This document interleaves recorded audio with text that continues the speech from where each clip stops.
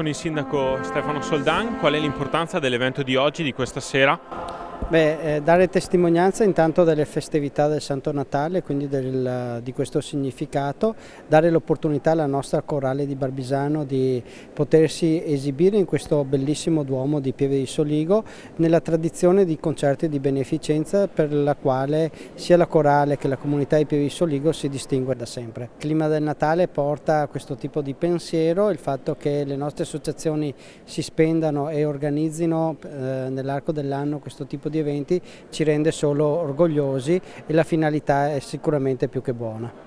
Sì, questo è il quarto appuntamento per la nostra iniziativa In Manos Tuas. È nata nel 2016 in occasione del nostro 35esimo.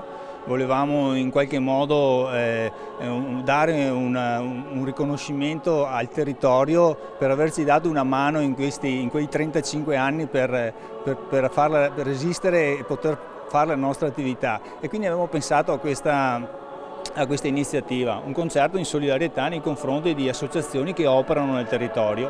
Abbiamo cominciato con le scuole materne, poi l'associazione Fiorot, l'anno scorso l'associazione Viester, quest'anno l'IDP della Marca Trevigiana. L'importanza dell'evento di questa sera in un periodo dell'anno che è passato, era l'altro ieri Natale, ma in futuro ci sarà ancora spazio per eventi legati alla solidarietà.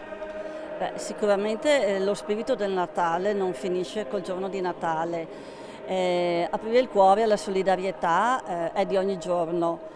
I nostri ragazzi con la sindrome di Down, hanno bisogno ogni giorno di portare avanti le loro attività, i loro progetti di autonomia. Noi come associazione lavoriamo per questo, quindi quanto ci arriva da stasera è non solo una solidarietà fine a se stessa di questa sera, ma anche un aprirci all'accoglienza di tutti i giorni.